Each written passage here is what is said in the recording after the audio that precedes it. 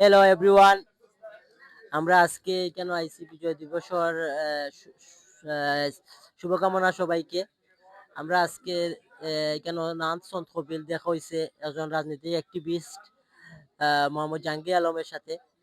তো আমরা তাই কাছ থেকে আজকে জানার চেষ্টা করবো বিজয় দিবস সম্পর্কে আমরা ভাবনা কিতা এবং তাইনের অভিমত কিতা, তাইনের ভাবনা কিতা।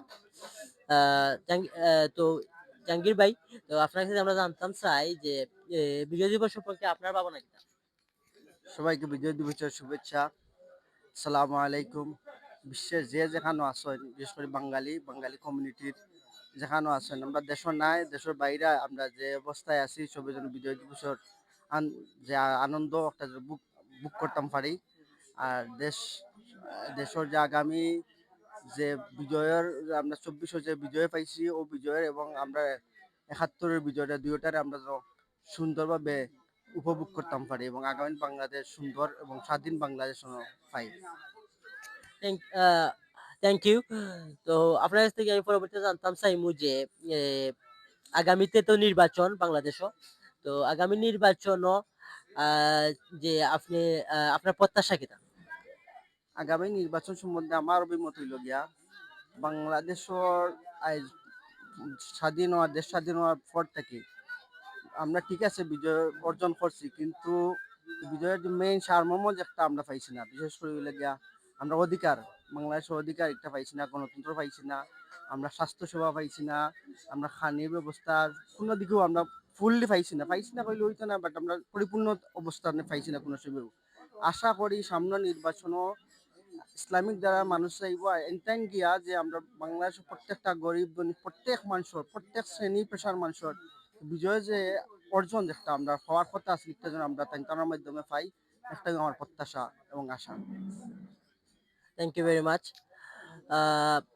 তারপরে আরেকটা জিনিস আমরা এই আলোচনা করতে পারি যে আগামীতে তো নির্বাচনের বাদে যে দলীয় ক্ষমতায় যায়, তো আপনার কাছে কি তা মনে হয় যে কোন যে দলীয় ক্ষমতায় যায় তার কাছে আমরা দেশবাসী কিতা প্রত্যাশা। আসলে যেও দক্কা ক্ষমতাত বাংলাদেশে তো বিভিন্ন ধারার মানুষ আছেন, বিভিন্ন মতর মানুষ আছেন, যেও দক্কা সবার কাছে আমরা প্রত্যাশা হইল গিয়া প্রত্যেকটা মানুষে তার জন্য অধিকার পায়। এবং বিশেষ করে আমরা প্রবাসী যারা দেশে গেলে জন্য আমরা বিভিন্ন সময় দেখা যায় প্রবাসী হলে বিভিন্ন ফ্ল্যাট বাড়ি কিনো ব্যবসা বাণিজ্য খরচ এরা তার হইয়া হওয়ার বাদ থেকে দেখা যায় যে তারা সম্পত্তিগুলা অনেক সময় তারা হাত থেকে বেহাত হয়ে যায়।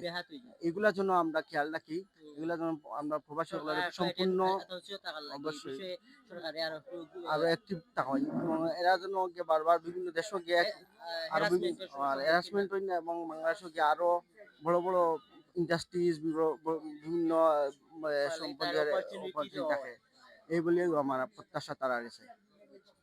তার বাদে আরেকটা জিনিস হইল গিয়া যে আগামীতে তো নির্বাচনও যে মানুষের প্রতি আপনার কিতা যে মানে মেসেজ থাকবো যে তারা কোন ধরনের প্রার্থীরে ভোট দিত, এ বিষয়ে আপনার। এটা হলো সবচেয়ে সবচেয়ে গুরুত্বপূর্ণ বিষয় হইলে গিয়ে আগামী নির্বাচন আমরা এমন এখন মানুষ সকল চাই যে সৎ আদর্শবান ন্যায় নীতি এরকম মানুষ চাই যারা তারা গেছে আমরা আনামত বুটটা দেওয়া বা যেন আমরা খেয়ানত না হয়। বিশেষ করে বিভিন্ন কাজ কামায় এরার মাধ্যমে হইব যারা আমরা নির্বাচন করবো এরা যেন সঠিক পন্থায় সঠিকভাবে যেন আমরা এই সম্পত্তিগুলা দেশের কাজে লাগায়।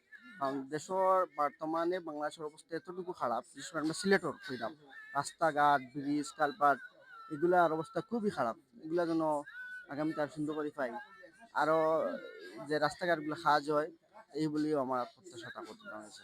ওকে, thank you very much Jahangir ভাই, অংশগ্রহণ করার লাগে ছোটখাটো স্বাধীনতা দিবসের একটা আলোচনা অনুষ্ঠানে। তো দর্শক সবাই ভালো থাকবা আর সবাই স্বাধীনতা দিবসের শুভেচ্ছা। এবং যে 24 71 তাকিলিয়া বাংলাদেশের স্বাধীনতা সংগ্রামে যত মানুষ জীবন দিচ্ছেন সকল শহীদ প্রতি বিনম্র শ্রদ্ধা। আসসালামু আলাইকুম।